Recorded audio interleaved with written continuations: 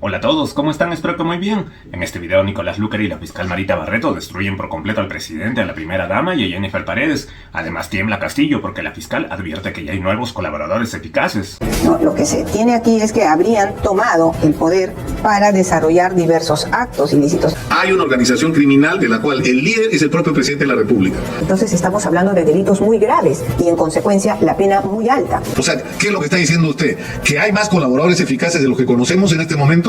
Sí, claro que sí. Esa denuncia que hace el señor presidente lo único que está haciendo es obstaculizar una investigación. La señora Lilia Paredes por lo menos sería cómplice de encubrimiento en el mejor de los casos para ella. O sea, no era que conocía lo que estaba pasando, sino que tenía una intervención en que las cosas ocurran como ocurrieron. Claro, es lo que se ha formulado como, Ayer, ¿no? como requerimiento y el juez lo ha señalado así. Y esto solamente ha sido un pequeño adelanto de todo lo que veremos en este video, donde esta valiente fiscal también denuncia todos los intentos de Pedro Castillo por entorpecer las investigaciones, entre otras cosas. La verdad es que este video está recontra interesante, así que les recomiendo verlo completo. Y ya saben, dejo mi imagen al costado para cumplir las políticas de YouTube y que no me pase lo que parece que le ha pasado a un canal grande de la competencia, donde simplemente resuben contenido y no opinan, y eso no le gusta para nada a YouTube. YouTube quiere que uno aparezca en pantalla, que hable lo máximo posible, y bueno, trato de cumplir las reglas. Y bueno, sin más que decir, ahora sí, comencemos. Buenos días, muchas gracias. Gracias por estar con nosotros. Comencemos por lo de Jennifer Paredes el día de ayer y la controversia que ha generado, ¿no? El presidente ha salido de una manera muy violenta en términos verbales a decir que esto es un abuso, que esto es político, ¿no? Que los colaboradores prácticamente han sido comprados. Es decir, ha sido muy severo el presidente. ¿Qué es lo que tiene que decir la coordinadora del equipo especial de lucha contra la corrupción en el Estado con respecto a esto? Nosotros actuamos con arreglo a la Constitución y a la autonomía que debe de tener el Ministerio Público para investigar. Nosotros investigamos delitos propiamente y lo que se ha hecho aquí es una investigación prolija, muy importante consideramos, porque se ha podido corroborar en gran parte la tesis del Ministerio Público. Aquí se investiga una presunta organización criminal destinada a cometer diversos delitos en el ámbito del poder público. En este caso se entiende que estamos frente a una compleja organización criminal en la cual se tiene aún que identificar la estructura de la organización completa. Es decir, para decir que se trata de una organización tenemos que determinar con los 5 elementos que ya la jurisprudencia y la norma se ha establecido. Es decir, tiene que haber un elemento estructural donde hay una estructura en la cual se desarrolla la organización para cometer delitos, un elemento teleológico, es decir, el proyecto criminal, cuál es el plan criminal que tiene la organización para cometer delitos, un elemento personal es la pluralidad de agentes, la cantidad de personas que integran esta organización, un elemento temporal, cuál es el periodo permanente en el cual la organización se viene desarrollando. Como verá, es complejo. Es que por eso ocurre, doctora Barreto, que cuando uno escucha las resoluciones judiciales con respecto a la prisión preventiva, ya aparecen sentencias. Es decir, porque ayer, por ejemplo, se hacía alusión a tal cantidad de evidencias, de pruebas de la comisión de delitos que uno dice, bueno, después de esto lo que viene no es la prisión preventiva, sino 15, 20 años o lo que la ley mande.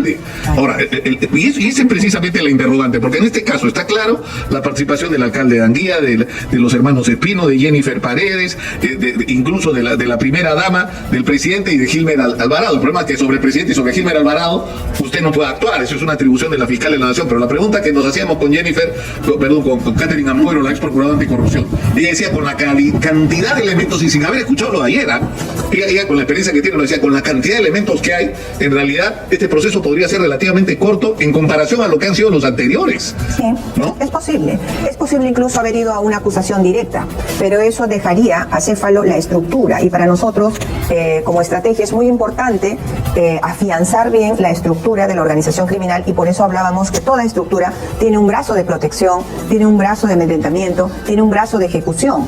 Eso es el elemento estructural tan importante para hablar de organización criminal.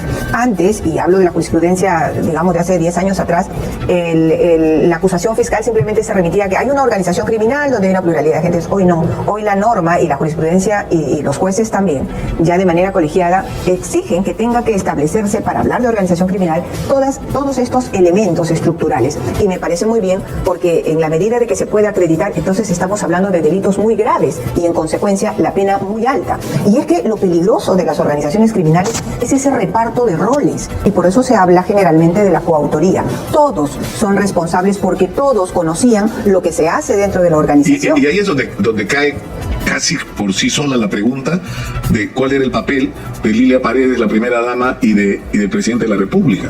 Porque, es decir, ¿cuál era el poder de Jennifer Paredes? Ninguno. Es decir, ella no era funcionaria pública, ella no tenía, es decir, ¿de dónde venía su poder? De ser cuñada, criada como hija del presidente de la República, de ahí venía el poder. Entonces la pregunta es, ¿cuál era el papel de la primera dama en esto? ¿Y qué va a ocurrir con ella? Porque ella no tiene la protección que sí tiene Heiner Alvarado, el presidente de la República. Así es, la primera dama es una ciudadana, no es un funcionario público, sin embargo ejerce funciones de apoyo al señor presidente. Sin embargo, legalmente pues ella es una ciudadana más que puede ser pasible de ser investigada, como lo que ha sucedido hoy. Lo que tienen ustedes acreditado es que la señora Lilia Paredes por lo menos conocía de estos hechos, lo que la convertiría en esta descripción que ha hecho usted, lo que es una organización criminal, de que por lo menos sería cómplice de encubrimiento en el mejor de los casos para ella. Pero ¿cuál es la presunción que podría haber tenido una? O sea, no le pido que me descubra la investigación, sino que me dé por lo menos el título. O sea, que ella sí tenía una intervención, o sea, no era que conocía lo que estaba pasando, sino que tenía una intervención en que las cosas ocurran como ocurrieron. Claro, es lo que se ha formulado como requerimiento, y el juez lo ha señalado así, en mérito al requerimiento del Ministerio Público y sobre todo a la tesis que maneja. Para la señora se ha pedido una medida menos gravosa, que es el impedimento de salida y algunas restricciones en relación al proceso.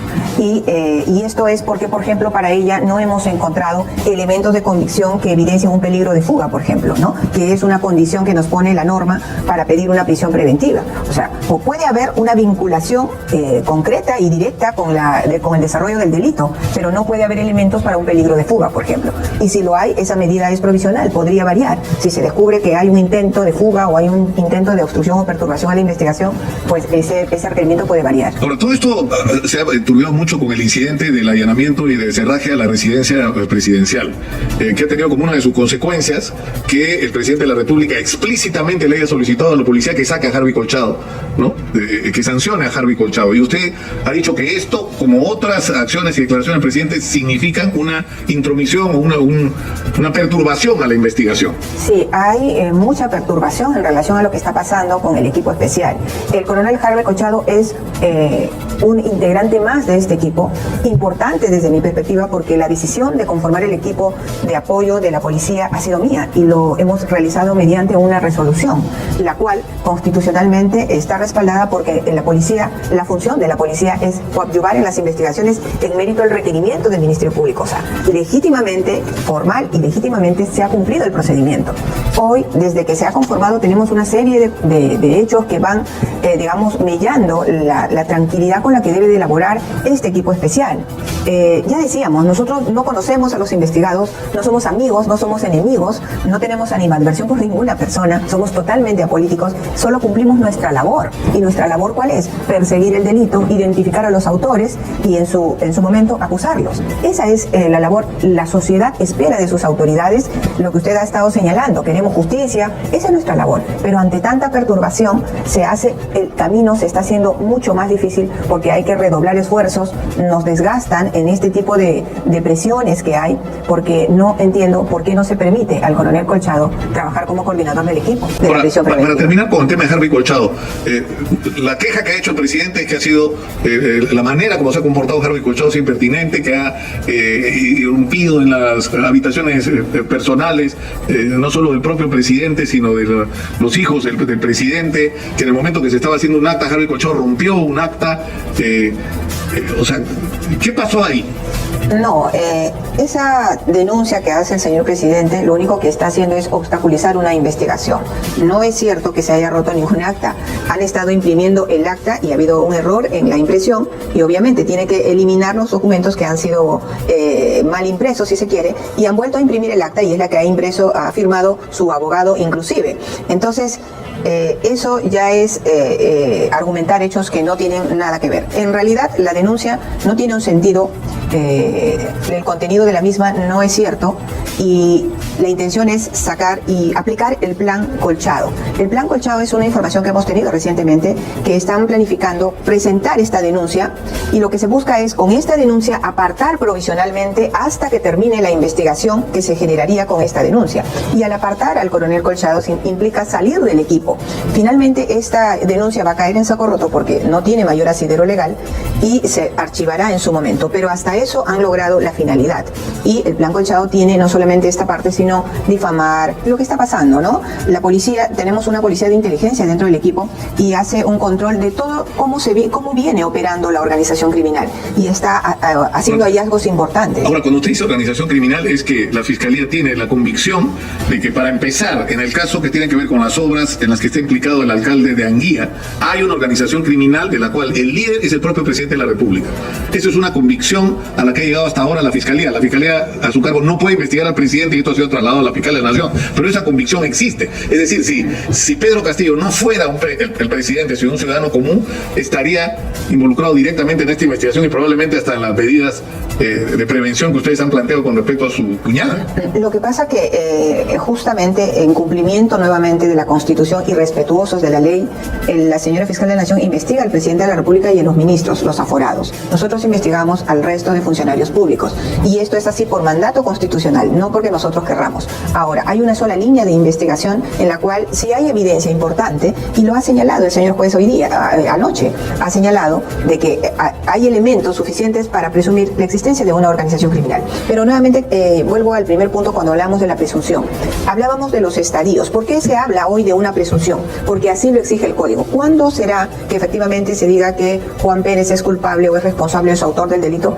Ya cuando pasemos a la etapa de juicio y el juez, estos elementos de convicción que hoy estamos ofreciendo, que se traducen finalmente en la prueba, van a probar la tesis del Ministerio Público. Lamentablemente, esta no es una investigación fácil porque a quienes estamos investigando ejercen el poder, tienen la capacidad logística, económica y los recursos humanos para pasar lo que está pasando. Declaraciones como las de ayer del presidente no pueden ser consideradas un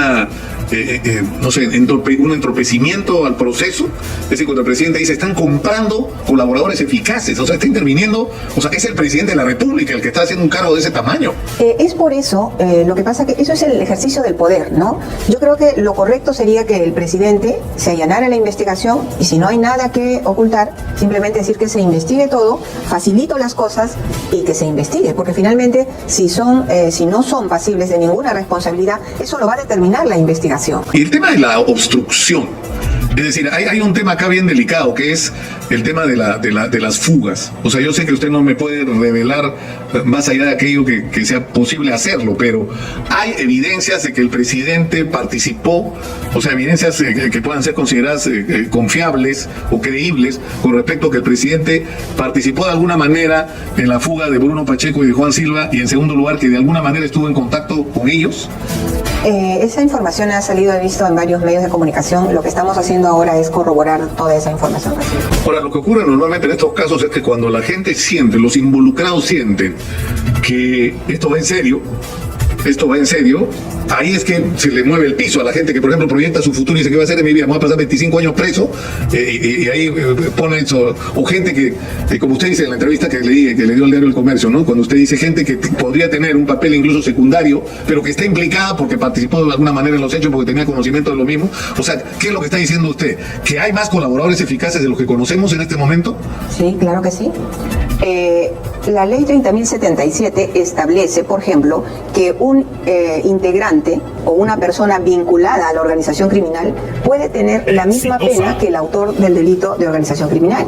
Entonces, ¿qué estoy diciendo? Por eso la importancia nuevamente de estructurar bien quiénes conforman y cuál es el rol y función, cuál es el modus operandi con que esta organización criminal opera, ¿no?, en el aparato estatal, ¿no? Lo que se tiene aquí es que habrían tomado el poder para desarrollar diversos actos ilícitos. Y esto no es nuevo.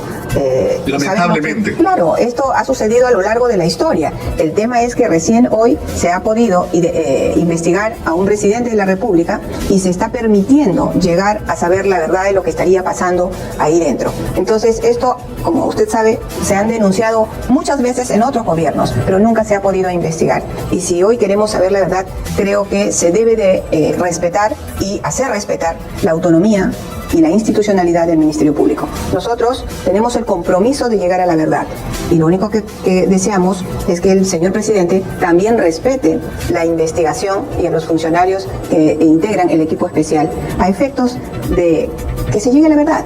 La corrupción nunca más, y así debemos entenderlo todos, la corrupción nunca más. Gracias. Bueno, le agradezco mucho, doctora Barreto, por Ya lo dijo bien claro la fiscal, la responsabilidad penal de Jennifer Paredes es incuestionable y podría ser sentenciada y condenada en los próximos días, pero es mejor alargar las investigaciones para que así se pueda abarcar a más investigados y caiga quien tenga que caer. Por mientras, Jennifer tendrá que seguir encerrada mientras se lleven a cabo las investigaciones, pero no se pierde de mucho porque cuando sea sentenciada se va a ir presa por varios años, de esa no se salva, y todo el tiempo que está en prisión preventiva va a contar como prisión efectiva, así que es lo mismo. Y de verdad que mis aplausos para estas valientes fiscales que se están jugando el pellejo por todos nosotros, por todo el Perú. Y bueno, no sé qué piensan ustedes de todo esto, cuéntenmelo en los comentarios, y si les gustó este video por favor suscríbanse a este canal y activen la campana de notificaciones. Muchas gracias de antemano, ahora sí me despido y hasta la próxima.